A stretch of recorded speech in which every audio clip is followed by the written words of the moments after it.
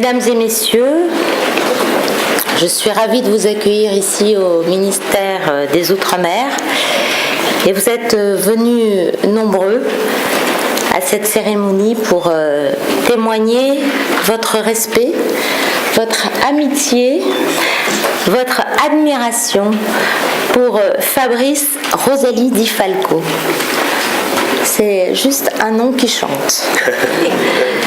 À l'occasion de cette cérémonie de remise des insignes de la Légion d'honneur.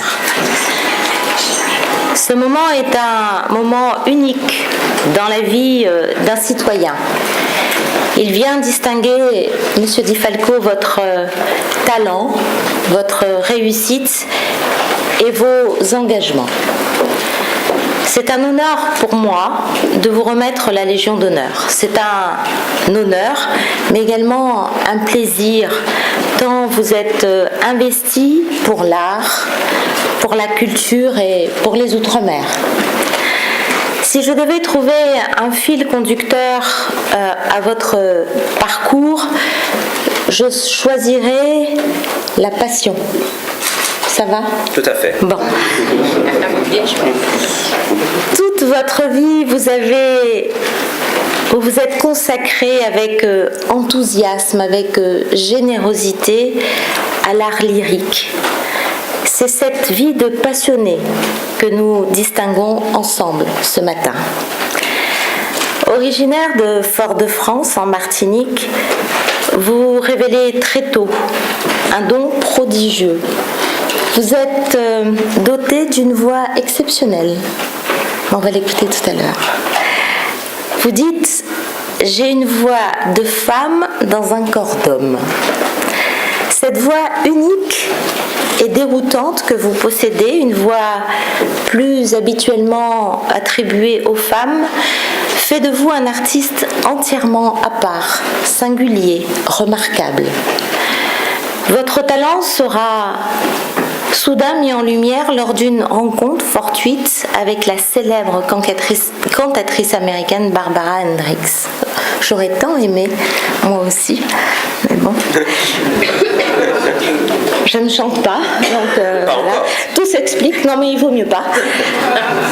Assistant au récital qu'elle donne à Fort-de-France en 1992 à l'initiative de Jean-Paul Césaire, vous êtes émerveillé, à juste titre, par cette voix sublime. Fasciné par la diva, vous osez l'approcher et lui avouer votre passion, celle qui vous faisait tout petit déjà imiter Maria Callas. La cantatrice, qui est alors au sommet de sa carrière et de son art, se montre intéressée par votre voix si étonnante et vous fait passer une audition au cours de laquelle vous présentez un air des Noces de Figaro. Impressionnée, Barbara Hendricks vous conseille de rejoindre le Conservatoire national de Boulogne-Billancourt. Vous en sortirez avec le premier prix de chant en 1999. Doté d'une tessiture de sopraniste, vous connaissez dès lors une carrière remarquable. Vous rencontrez notamment un succès très important auprès de la critique internationale pour votre interprétation du rôle de Fag dans l'opéra de Régis Campo, inspiré de la pièce de Coltès, donnée à l'opéra de Reims et à celui de Nuremberg en 2015. Invité dans les festivals internationaux renommés pour chanter des airs de Castra, vous vous produisez dans de très nombreux pays, en Allemagne, en Argentine, en Russie, au Japon, en Suède, en Italie, en Roumanie, aux Bermudes, en Azerbaïdjan, etc. Bref, vous faites le tour du monde. Vous n'êtes pas passé à la Réunion, mais je comprends ça. J'attends votre invitation. Mais vous êtes invité. Cette passion qui anime votre vie, l'art lyrique, vous ne vous contentez pas de la vivre, vous souhaitez aussi la faire connaître au plus grand nombre. Vous vous efforcez ainsi d'attirer de nouveaux publics. En 2013, au Festival d'Avignon, vous avez l'idée originale de mélanger le slam à l'opéra et rencontrer un immense succès. Cette année-là est également marquée par votre hommage au chanteur de Farinelli à Michael Jackson que vous avez rencontré en 2006. Très attaché à la musique religieuse baroque, vous vous produisez dans les églises de l'Hexagone, mais aussi en Martinique et en Guadeloupe, où vous proposez un Vivaldi réorchestré en jazz avec votre quartet, ainsi que des œuvres religieuses classiques. Enfin, en tant que Martiniquais, vous demeurez très attaché à votre territoire, ainsi qu'aux Outre-mer tout entiers. En effet, parallèlement à vos différents engagements dans le monde entier, vous participez chaque année au festival musicienne en Guadeloupe et en Martinique par des duos avec des chanteuses de la Caraïbe. Vous réalisez par ailleurs un hommage à cet immense artiste qu'est Aimé Césaire au Festival d'Avignon et conscient que vous faites partie d'un même bassin caribéen, organisez un récital en faveur d'Haïti. Vous tenez enfin à partager auprès des plus jeunes et notamment des enfants, si je puis me permettre, ça c'est magnifique aussi, votre passion pour l'opéra et intervenez fréquemment au sein des établissements scolaires des Antilles. Je crois d'ailleurs savoir que le rectorat a salué votre investissement pour la transmission de l'opéra et de ses plus belles pages lyriques et musicales au jeune public. Vous êtes par votre voix, par votre talent, par votre générosité, un ambassadeur de notre pays comme des Outre-mer. Salué par les critiques internationaux, vous êtes l'un des rares chanteurs d'opéra noir à se produire sur toutes les scènes du monde. Vous partagez cette musique métissée à l'image de notre société, à travers tant d'opéras, de concerts, de galas caritatifs et de masterclass, que vous devez aux élèves fascinés par votre voix aiguë d'homme. Vous allez d'ailleurs tout à l'heure nous montrer l'étendue de vos talents et nous vous en remercions. Vous allez nous interpréter un air du Chevalier de Saint-Georges, compositeur révolutionnaire, connu, peut-être pas suffisamment d'ailleurs, et militant abolitionniste guadeloupéen. Ce choix est on ne peut plus approprié en ce lendemain d'élection. Nous avons besoin de nous souvenir des engagements des femmes et des hommes qui nous ont précédés et qui ont fait l'histoire de France en portant haut les couleurs qui nous rassemblent. Cher Fabrice, Rosalie Di Falco, en retraçant votre brillante carrière, je pensais à cette phrase de Nietzsche dans les crépuscules des idoles, qui dit « Sans musique, la vie serait une erreur ». Vous nous montrez par votre passion, par votre talent, par votre engagement à quel point la musique est nécessaire à nos vies, peut-être plus encore aujourd'hui. Je vous en félicite vraiment sincèrement. Vous êtes au service de l'art lyrique, de l'opéra, mais au-delà, de la culture qui fait la beauté de notre pays. Cet engagement, c'est ce que la République honore aujourd'hui. Et c'est en distinguant des personnalités comme la vôtre que la République offre un modèle à tous ses enfants. La Légion d'honneur est un encouragement pour que tous les citoyens donnent le meilleur d'eux-mêmes. Vous pouvez être fiers du chemin parcouru et de l'exemple que vous incarnez. Ce chemin n'était pas tracé d'avance. Il s'est construit grâce à vos expériences, à vos rencontres et votre mérite. Vous pouvez être fiers des valeurs et des idéaux transmis par vos parents, votre maman, que nous saluons, madame, votre papa ce soir. Donc tout le monde sera réuni ce soir. Et après ce long voyage, vous allez pouvoir profiter aussi en famille de ce moment particulier. La République vous distingue aujourd'hui comme un homme qui a fait de sa vie, de ses vies, un engagement, et nous sommes aujourd'hui réunis avec bonheur autour de vous pour le reconnaître. Je vous remercie.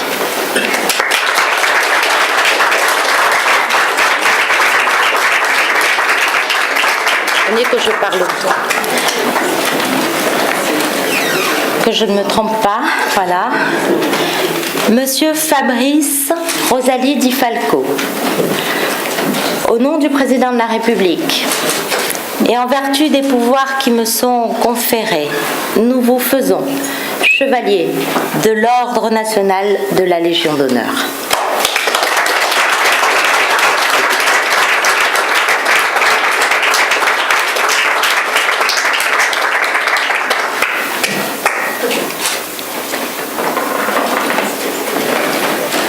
Bravo.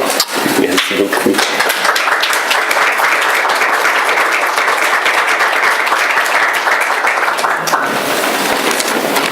Je n'ai pas, comme Madame la Ministre, écrit un discours aussi bien. J'ai, comment dirais-je, la joie et le plaisir de chanter sur les scènes internationales. Et comme vous pouvez remarquer, c'est un brouillon que j'écris parce que j'avais envie d'être directement face à vous, parce que la vie est une passion et quels que soient les événements de la vie, politique, culturel, humain, nous devons nous battre afin que l'artistique, la culture, quel que soit le gouvernement en place, puisse être un diamant pour la culture française. C'est très important pour moi qui ai la chance de visiter le monde entier. C'est très important pour moi de voir que ma voix n'est pas une barrière et pourtant n'est qu'une voix VOIE et VOIES. Ma couleur de peau n'est pas un frein. Ma couleur de peau est un océan qui me permet actuellement de montrer que l'opéra est aussi dans la culture créole, afro-américaine et que notre couleur de peau est une chance. Notre négritude est le diamant de la France. Le monde entier doit comprendre qu'ils doivent faire avec le métissage, ils doivent faire avec les personnes qui vivent sur le même territoire qui est le monde, la Terre. Je remercie Monsieur le Président de la République François Hollande et la ministre Georges Paul-Angevin qui sont à l'initiative de cette distinction. Et je remercie aujourd'hui Madame la ministre des Outre-mer, Madame Erika Brecht, qui me fait l'honneur de me la remettre en ce jour du 24 avril 2017. Je voudrais aujourd'hui partager cette distinction qui rend hommage à mon travail de chanteur d'opéra, mais surtout à ce nègre que je suis, qui est chanteur passionné de toutes les musiques. Aucune barrière, aucun empêchement, aucune guerre ne m'empêchera d'avancer et de faire avancer la totalité des chanteurs lyriques, quels que soient leurs milieux sociaux. L'opéra en Italie a été la musique du peuple. Ensuite, l'opéra est devenu la musique des élites. Ce n'est pas normal qu'au XXIe siècle, la culture n'est pas une importante chose, quels que soient les gouvernements. C'est important que, quels que soient les gouvernements futurs, la culture soit aussi importante que la musique, l'art, car c'est par l'art, c'est par l'opéra, c'est par tous les styles de musique que nos enfants pourront grandir en aimant l'opéra, en aimant le jazz, ragamuffin, pop, toutes les musiques, musique de passion. En ce jour du 24 avril 2017, aujourd'hui où l'on célèbre la Saint-Fidèle, je souhaite être fidèle avec vous. Je partage cette distinction qui rend hommage à mon travail de chanteur d'opéra, simple comédien. Un comédien qui va utiliser les musiques pour faire briller les textes que les compositeurs et narrateurs auront mis en valeur. Et c'est en ce jour où je vais remercier ma famille. Sans ma mère et sans mon père, ma mère qui est catholique, martiniquaise, mon père qui est juif, sicilien, sans mes grands-parents aussi bien maternelle que paternelle, sans Monseigneur Di Falco, sans toutes ces personnes qui m'ont donné l'envie d'être ce que je suis, je tiens à leur rendre hommage en ce jour. Je rends aussi hommage à ma sœur, ma tendre sœur qui vous fait un petit coucou d'Afrique du Sud, Eusanne Palsy. Je tiens à rendre hommage à Alfred Marie-Jeanne et à Claude Lise, car oui, en 1994, ce sont ces deux personnalités politiques qui m'ont donné des bourses pour venir au Conservatoire national de région à Boulogne-Billancourt. Donc je remercie ces hommes. Je remercie Sylvie, mon agent, qui, si vous voulez, depuis déjà 15 ans, me suit et malgré mon caractère volcanique issu de deux îles, la montagne Pelée et l'Etna, vous comprenez que je ne pouvais faire autre chose qu'être chanteur. Je remercie Jean-Paul Césaire. Jean-Paul Césaire m'a permis de rentrer, si vous voulez, dans mon pays, dans ce festival, Retour au pays natal. Il m'a permis d'être parrain de notre salle actuelle à la Martinique, l'Atrium. Je remercie ma grande marraine Ève Ruggieri. Ma grande marraine Ève Ruggieri qui me permet, depuis déjà quelques années, de faire entendre ma voix, ma négritude, ma couleur, mes rythmes, quel que soit dans la musique baroque que dans la musique afro-américaine. Je remercie bien sûr mes producteurs, Éric Basset pour mon premier disque de Farinelli au roi de la pop. Je remercie ma maison de disques Sony avec qui je viens de sortir un disque dont le titre c'est Les Sauvages. Et vous savez pourquoi nous avons décidé, outre évidemment que Les Sauvages c'est un calumet de la paix, la danse des sauvages dans cet opéra Les Indes galantes, où Rameau va mettre en parallèle l'union entre un blanc et une indienne. Et j'ai appelé Madame la Ministre, ce disque Les Sauvages, car on reste toujours le sauvage de l'autre. Quand je vais en Martinique, je reste sauvage parce que je suis d'origine italienne. Quand je vais en Italie, je reste sauvage parce que je suis d'origine martiniquaise et française. Et c'est pour ça que je remercie ma maison de disques qui a eu, je dirais, le courage d'appeler mon dernier album Les Sauvages. Je remercie Marilyn Le Gendard. Et oui, on ne remercie pas assez les personnes qui ont contribué à cette distinction. Et maintenant, je vais remercier des personnes qui, jusqu'à maintenant, ne m'ont jamais abandonné et qui m'ont toujours permis d'être ce que je suis. Isabelle Daquet et Liliane Mazeron, ce sont mes professeurs au Conservatoire national de région de Boulogne-Billancourt qui ont eu confiance en moi et qui ont su faire comprendre à Alfred Herzog, le directeur, que même si je venais de Martinique, il fallait me donner des chances pour que je sois le chanteur honoré en ce jour. Je remercie des amis, Nicole Berner. Oui, il faut aussi remercier ses amis. Des amis qui sont carrément devenus de ma famille. Mais je ne peux oublier Aurélien Pasquet, qui est mon percussionniste, Jonathan Gouvaerts, qui est mon pianiste, Julien Leleu, qui est mon contrebassiste avec qui j'ai créé le duo Les Contres. Les Contres, parce qu'il est contrebassiste, je suis contre-ténor, le terme était tout trouvé. Je remercie évidemment mes autres frères, mes frères des Caraïbes, Michel Reynette de la Guadeloupe, qui m'a permis de découvrir son île. C'est grâce à Michel Reynette que maintenant je peux dire que je suis aussi, moi, un Guadeloupéen. Je remercie Federico Nicotra parce qu'il a été le premier à faire des reportages sur France O et ensuite sur France 3 et ensuite dans différents opéras et qui a permis, si vous voulez, avec Michel Reynette, Federico Nicotra, ont permis au grand public de découvrir ma voix. Madame la Ministre, je remercie aussi tous mes amis chanteurs lyriques dans cette salle, tous mes amis chanteurs, artistes qui sont dans cette salle et qui nous écoutent et qui nous écouteront grâce aux médias.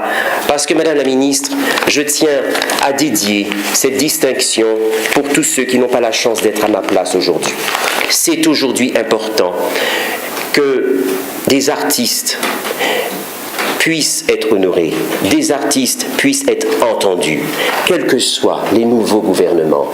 Je veux, en ce jour, être le porte-parole de tous les artistes lyriques, de tous les artistes comédiens, de tous les artistes qui viennent d'ailleurs, de tous les artistes qui ont une peau caramel ou une peau vanillée, quelles que soient vos origines. Je serai toujours là à mener des combats, à aller dans les Antilles, à aller en Afrique, à aller dans tous les pays, parce que, mesdames les ministres, c'est très important que nous, tous ensemble, nous puissions redonner à la culture ce qu'elle a été au XVIIe siècle.